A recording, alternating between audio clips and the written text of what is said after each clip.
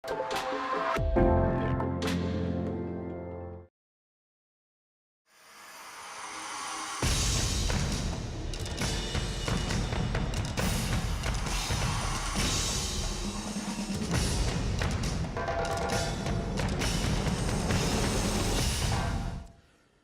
un plaisir de vous retrouver pour cette session d'information. Madame, Messieurs, bonsoir. Voici les titres de cette édition.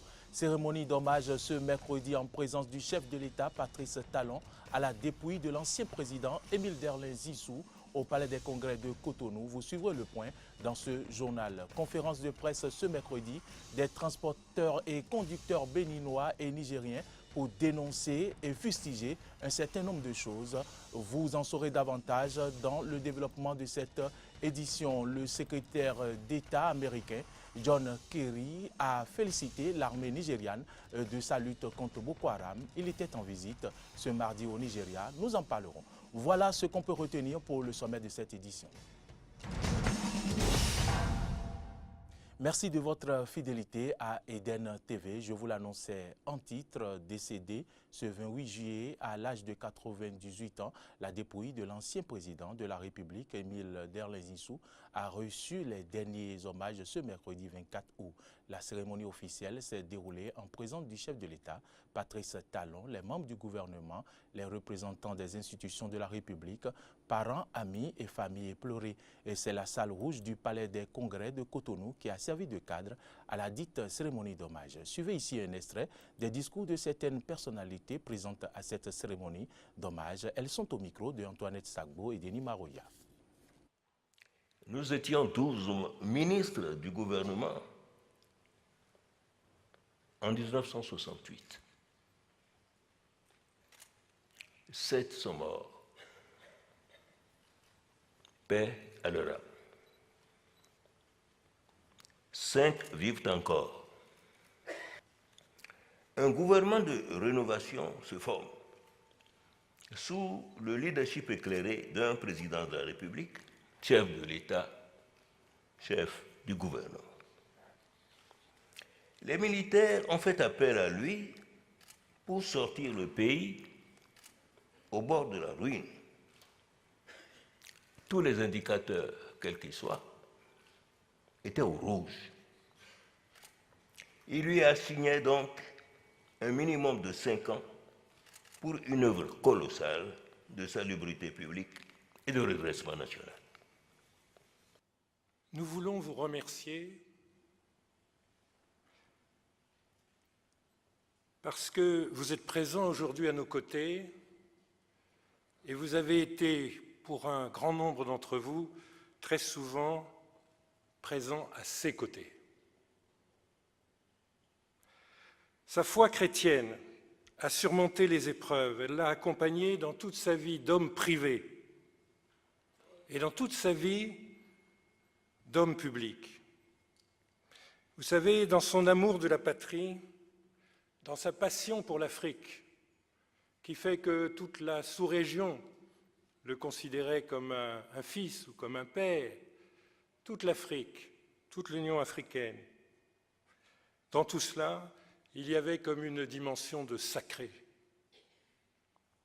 Son humilité, sa bonté, sa générosité, et aussi chez le sage, respecté dans un Bénin devenu démocratique. Sa parole de paix, sa parole de tolérance, son goût du pardon. Les années ont été très sereines. Il attendait la mort, il ne l'attendait pas comme une fin, il l'attendait comme un commencement. Il est d'adage universel que toute disparition est leçon. Celle de notre regretté président est leçon d'un parcours de vie dont on se souviendra qu'il fut essentiellement construit autour des valeurs de conviction, d'audace et de témérité. On retiendra en effet et avec assurance que le président Émile Derlin Zissou a construit son parcours sur la fondation de convictions assumées est rarement ébranlé. Pour éclore, toute conviction a besoin d'être nourrie par cette forme de hardiesse ou d'audace qui se transforme parfois en témérité. L'audace et la témérité constituent des caractères que l'on attribuerait sans hésiter à l'illustre disparu. Conviction, audace et témérité ont en effet marqué ses choix épiques, soit en faveur du non au référendum instituant la communauté française, soit dans la renonciation aux fonctions de secrétaire général du Rassemblement démocratique africain RDA lors du congrès de Bamako. Il faut dire qu'au terme de cette cérémonie d'hommage, quelques proches de l'illustre disparu se sont prononcés au micro d'NTV. Suivez plutôt. Je sens un grand vide autour de moi et je ne sais pas si véritablement je vais l'oublier un jour. Il est inoubliable pour nous, inoubliable. Une semaine avant ce départ, il a voulu à ce que je vienne le voir. Il m'a appelé, j'étais en mission à l'extérieur. J'ai promis passer le 28 parce que je devrais rentrer au Bénin le 27 juillet. Effectivement, je suis rentrée le 27 juillet. Le 28, je suis allée et après ça, on m'a annoncé tard dans la nuit qu'il est parti. Pour moi, c'est une perte tragique dans ma vie parce qu'il m'a accompagnée à tous les moments. C'était quelqu'un qui était très présent, quelqu'un qui était à l'écoute en permanence, quelqu'un qui avait confiance dans l'avenir. Tous ses petits-enfants étaient constamment accompagnés par lui. Quand on a décidé de créer la Fondation Zinsou, c'est lui qui était à mes côtés. Je lui ai raconté toute l'aventure, c'est lui qui a toujours soutenu, qui a toujours été là. C'est la première fois qu'on va faire sans lui et c'est très dur comme dans toutes les pertes d'un être aimé, d'un être cher. Et en même temps, il a eu une vie merveilleuse, il a eu une vie longue, il a eu une vie de quelqu'un de très bien.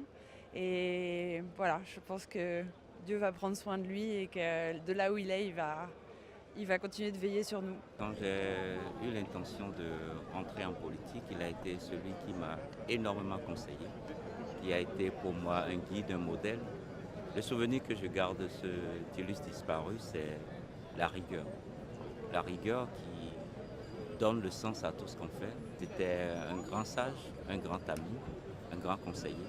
Et aujourd'hui, nous perdons vraiment un grand pilier de notre pays. Et que Dieu le bénisse abondamment. Paix à son âme. Et que son départ vers le Seigneur, ainsi que tous les anciens présidents qui l'ont précédé, donne une résurrection à notre pays pour que nous puissions vraiment aller dans l'unité vers le développement, la paix et le développement pour notre pays. C'est un grand homme d'État qui assume ses choix. Le président Zinsou a assumé ses choix. C'est un grand panafricanisme qui s'est converti à la réelle politique. Le sobriquet qu'un certain nombre de gens nous lui donnions, on l'appelait le catalyseur. Le catalyseur, quelqu'un qui a des rapports avec chacun et qui met les uns et les autres en lien, en rassemblement. C'est un catalyseur. L'ancien président de la République, Émile Derlin Zinsou, quitte ce monde en laissant une profonde marque dans l'histoire du Bénin. Judical Polycarpe Haïdji nous propose ici le portrait de l'illustre disparu. Suivez plutôt. 28 juillet 2016, 23h30. Dans le silence bruyant de la ville de Cotonou, un homme vient de tirer sa révérence, Émile Derlin Zinsou. L'ancien président de la République du Dahomey, devenu bénérant ainsi l'âme à l'âge de 98 ans, après avoir profondément marqué l'histoire d'un pays où il accède aux plus hautes fonctions en 1968. L'armée a organisé en mai 1968 une élection présidentielle à laquelle ont participé un certain nombre de candidats, à l'exception des anciens leaders, c'est-à-dire Hubert Maga, Akwiti et Ahomadebe. On est donc allé chercher un homme neutre, loin du Dahomey de l'époque, à Brazzaville, au Congo. c'était le docteur Adjumoumouni. Il est venu, il a fait la campagne, il a été élu, mais le taux d'abstention était si fort que les militaires ont estimé qu'un président élu dans ces conditions ne pouvait pas rassembler les Dahoméens et réussir la réconciliation qu'ils souhaitaient. Après avoir réfléchi et échangé entre eux, les officiers de l'armée ont donc décidé d'aller chercher le docteur Émile Derlin Zissou et de le nommer président de la République. Il a accepté l'offre, mais le jour de sa prise de fonction, il a annoncé, sans avoir au préalable averti les militaires, qu'il allait interroger le peuple souverain à travers un référendum pour savoir si le peuple était d'accord sur le choix des militaires. Ce référendum a été organisé, le peuple a dit oui, et le président Zissou a pu ainsi s'installer dans le fauteuil présidentiel. L'ancien élève de l'école normale William Ponty de Dakar, devenu médecin, mais aussi ancien représentant au Sénat français des indépendants d'outre-mer, aura en 18 mois de présidence laissé un souvenir indélébile dans l'esprit de ses compatriotes. La première chose qui tenait à cœur au président Zissou, c'était affermir l'autorité de l'État. Au plan économique, le président Zissou tenait absolument à être indépendant, notamment vis-à-vis de l'ancienne puissance coloniale, la France. Et c'est pour cela qu'il a pris quelques initiatives en nationalisant par exemple les manutentions portuaires, ce qui est aujourd'hui la Sobemap et qui a été Odamap sous lui, avec son ministre Émile Paraíso. Il avait amorcé la nationalisation de la régie des eaux et de l'électricité, ce qui est devenu plus tard la Société béninoise d'électricité et d'eau. Opposant farouche au régime marxiste-léniniste qui a dirigé le Bénin d'octobre 1972 à février 1990, Émile Derlin Zissou est cité dans la tentative de coup d'État militaire conduite par les mercenaires de Bob Denard contre la République populaire du Bénin le 16 janvier 1977. 1977 n'est pas venu comme ça par hasard. Souvenez-vous que le 30 novembre 1974, à Goho, les militaires ont décidé d'adopter le marxisme-léninisme comme guide philosophique de leur gouvernement. Et dans un pays comme le nôtre, où la croyance en Dieu est quotidienne et partout, eh bien, quelques personnalités n'ont pas digéré ce choix. Et à partir de cette date, les uns et les autres imaginaient toutes sortes de solutions pour sortir de ce carcan. Alors, il y a eu évidemment, janvier 1975, le coup d'État qui a été maté avec les conséquences que nous savons. Et janvier 1977, l'arrivée des mercenaires a été voulue pour mettre fin à cette expérience marxiste. Lui, Zissou n'était pas dans l'avion. Mais des gens comme Gratien Poyon étaient dans l'avion et Gratien Poyon a lui aussi fait le témoignage. Le président Zissou n'a pas caché qu'il était informé, qu'il était mêlé et qu'il a participé à l'organisation de ça pour le but que je vous ai défini. Revenu au Bénin à l'occurrence de la Conférence nationale des forces vives de 1990, dont procède le régime démocratique en cours depuis lors, le docteur Zissou Derlin était devenu un véritable médiateur dans les nombreuses crises politiques qui ont touché le pays ces dernières années. Parlons à présent du traditionnel point de presse du ministre d'État Pascal-Irénée Koupaki qui s'est tenu ce mercredi 24 août 2016. D'importantes décisions sont à retenir, dont l'assainissement des finances de la Société béninoise d'électricité et d'eau, SBEE, l'ouverture d'un deuxième centre de formation militaire au camp militaire de Canan et l'organisation de grandes rencontres internationales à Cotonou et bien d'autres décisions. En voici un extrait. Le Conseil a instruit le ministre de l'Énergie, de l'Eau et des Mines à l'effet de prendre ou de faire prendre par les organes de direction et d'administration de la société les dispositions nécessaires en vue de poursuivre l'effort d'assainissement des finances de l'entreprise, l'effort de maîtrise des charges et l'effort d'amélioration des prestations à la clientèle. La participation des troupes militaires aux opérations de soutien à la paix sur les théâtres extérieurs requiert une formation de pré-déploiement. Cette formation était abritée par le centre de formation militaire de Bembereke et pour des raisons d'efficacité, un deuxième centre de formation a été activé au camp militaire de Kana. Le thème central de la 4e édition des Journées béninoises de l'évaluation s'intitule « L'utilisation des résultats de l'évaluation pour changer les conditions de vie des populations ». Le Conseil a autorisé l'organisation à Cotonou du 5 au 7 septembre 2016 de ce forum de haut niveau sur l'évaluation au Bénin en relation avec les partenaires au développement. Le Conseil a autorisé l'organisation conjointe par la Conférence épiscopale du Bénin et par l'Église méthodiste du Bénin de la rencontre internationale des jeunes à Cotonou du 31 août au 4 septembre 2016. Cette rencontre de brassage et de partage d'expériences connaîtra la participation de 6 000 jeunes béninois et de 2 000 jeunes venant des pays de l'Afrique de l'Ouest et de partout ailleurs.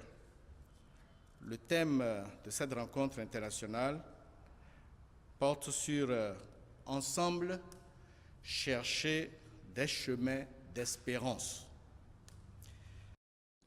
Les transporteurs béninois et nigériens sont montés au créneau, je vous l'annonçais en titre, ce mercredi à travers une conférence de presse à la Bourse du Travail de Cotonou. La dite conférence dénonce la mise en service au port autonome de Cotonou d'un bureau de fret qui, disent-ils, sera désormais chargé de la gestion du corridor Cotonou-Niamey. Plus de précisions avec Fréjus Seroulan et Cyril Lago. L'heure est grave au port autonome de Cotonou, ont clamé ces transporteurs et conducteurs béninois et nigériens réunis ce mercredi 24 août à la Bourse du Travail. Venus très nombreux, ils ont exprimé leur grief contre la gestion peu orthodoxe au port autonome de Cotonou du bureau de fret mis en service récemment. Une initiative qui, selon eux, compromet les chargements au sein du poumon économique du Bénin et ne serait que l'œuvre d'anciens syndicalistes à des fins précises. Ces syndicalistes ont fait croire au gouvernement que la mise en service du bureau de fret va faciliter les chargements au port de Cotonou. C'est archi faux.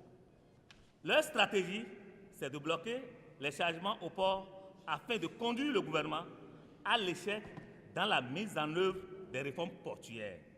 Il dénonce aussi le fait que les principales activités du port autonome de Cotonou reviennent désormais au bureau de fret. Impossible aujourd'hui de charger des camions au port sans passer par eux.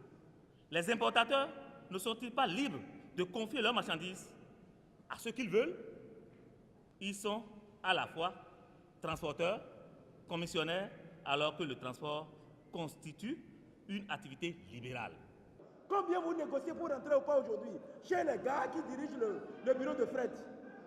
C'est de l'argent que vous leur donnez pour que vos camions rentrent. Et là, si on continue comme ça, quand va devenir le port de Cotonou? Pour ces transporteurs, ce n'est pas le bureau de fret en tant qu'outil de développement qui gêne, mais le fonctionnement de cette structure qui constitue un handicap pour les activités au port autonome de Cotonou. J'avais des camions qui devaient rentrer au port, vous charger. Il fallait l'autorisation de ce bureau de fret pour que les camions rentrent. Mes chers amis, vous savez que ces gars-là ne travaillent pas les dimanches. Ceux-là qui dirigent ceux-là, qui ont le cachet d'autorisation d'entrer au port, n'étaient pas là le jour-là. Le bureau de fret là n'était pas là.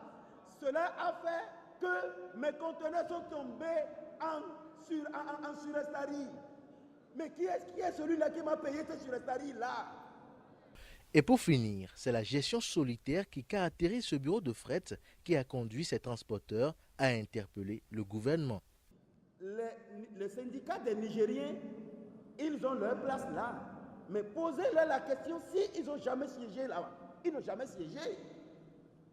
Demandez au port de Cotonou. Le port de Cotonou doit aussi siéger là. le port de Cotonou n'a jamais siégé.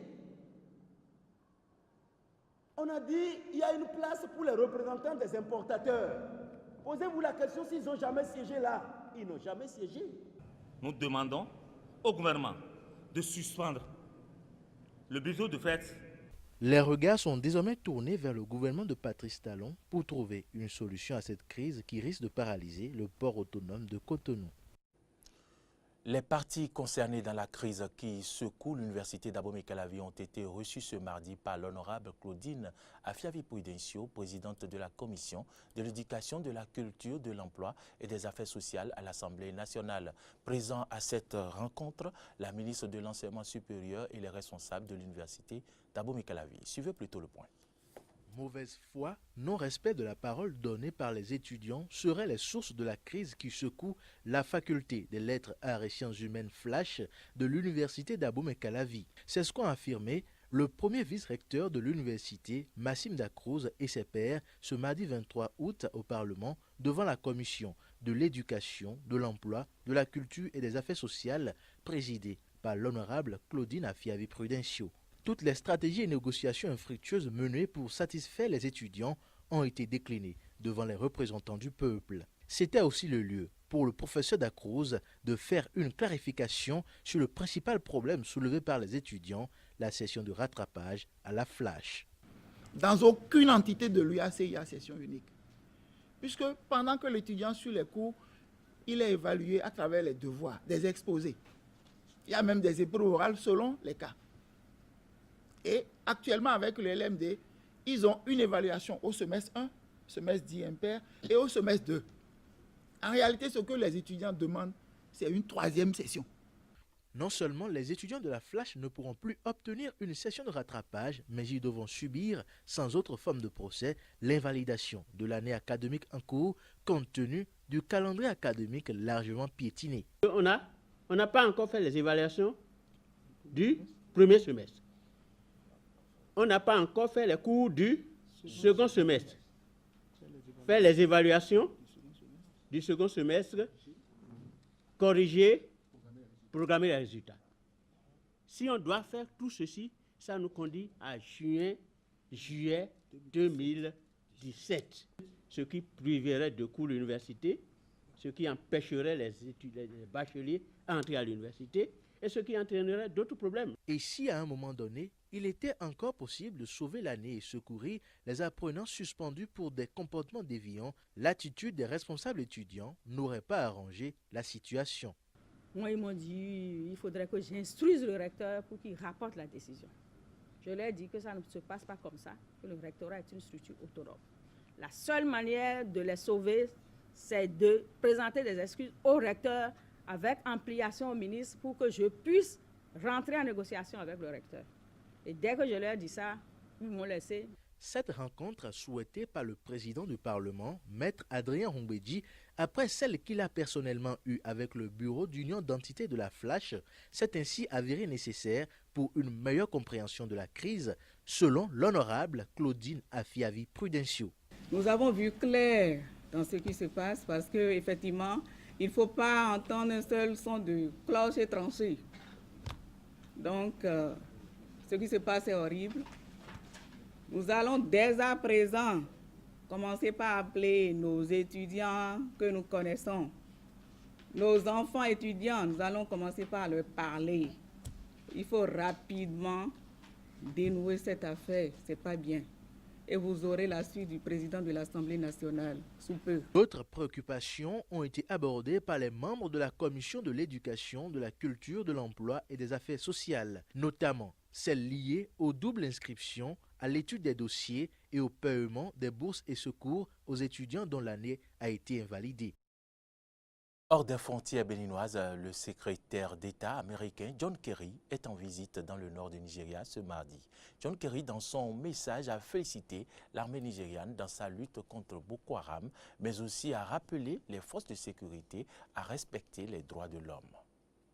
C'est la troisième fois que le secrétaire d'État américain John Kerry foule le sol nigérien en moins de 2 ans. En visite au sultan de Sokoto, autorité locale et religieuse dans l'extrême nord du Nigeria, John Kerry, dans son discours, a mis en garde l'armée nigériane contre des répressions excessives. Il a donc exhorté les forces de l'ordre à renforcer leur engagement dans la lutte contre les exactions de Boko Haram dans le nord du pays et à assurer la sécurité et le respect des droits de l'homme. Il a également déclaré au peuple nigérian que le gouvernement américain allait ajouter plus de 37 millions de dollars à l'aide humanitaire déjà en cours dans le nord-est du pays afin de répondre à la crise alimentaire causée par l'insurrection. Le secrétaire d'État américain s'est ensuite envolé ce mercredi pour l'Arabie saoudite où il sera question du conflit yéménite, de la guerre en Syrie et la lutte internationale contre le groupe État islamique. 7 personnes, dont un Français, ont été arrêtées depuis dimanche à Madagascar après le meurtre de 2 jeunes Français sur l'île de Sainte-Marie au nord-est du pays. Et selon Thierry Rajaona Loré, le procureur de la province de Tamatave, en charge de l'enquête qui s'est rendu sur l'île mardi, 3 autres personnes ont été interpellées. Il s'agit d'un ex-petit ami d'une des victimes, un Français vivant sur l'île de Sainte-Marie et 2 ressortissants malgaches. Les 4 autres malgaches arrêtés dimanche et qui étaient mardi toujours en garde à vue se trouvaient dans la boîte de nuit où les 2 victimes ont passé la soirée près de la plage où leurs corps ont été retrouvés avec des blessures à la tête. Écoutons ici Thierry Rajaona Loré, procureur de la République de Tamatave. Les indices ont été trouvés, mais pour le moment, on ne peut pas dire qu'on a pu retrouver les auteurs de cette infraction. Il y a des situations qui ne sont pas à la portée de la police judiciaire malgache et il se peut qu'on demande l'entraide avec nos collègues de la France ou de la Réunion. En tout cas, nous, on a ouvert une information pour assassinat, mais pas pour meurtre pour le moment. Parce que vu l'état des blessures, donc on a ouvert une information pour assassinat. Madame, Monsieur, c'est ici que se referme cette édition réalisée par Nassis Routon, Chimène Claudia Dessous, était à la prise de son, Denis Maroya au plateau. Merci de nous avoir suivis. Ne ratez surtout pas votre émission. Demain, matin d'Éden, 7h. Bonne suite de nos programmes et bonsoir.